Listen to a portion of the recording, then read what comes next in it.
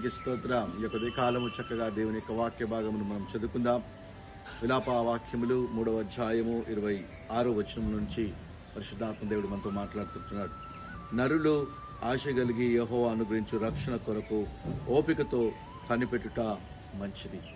దేవుడిచ్చేటువంటి రక్షణ ఓపికతో కనిపెట్టి దేవుడిచ్చినటువంటి రక్షణ అనేకుల కొరకు మనం ప్రకటిస్తూ అనేకులను రక్షణలోకి తీసుకొచ్చేటువంటి కృప దేవుడిస్తా ఉన్నాడు. ఈరోజు రక్షణ సువార్త ప్రకటించేటువంటి అవకాశము దేవుని కృప నీకుంది. కాబట్టి ఆయన రక్షణ సువార్త ప్రకటించు, అనేకులను రక్షణకు నడిపించు. God bless you.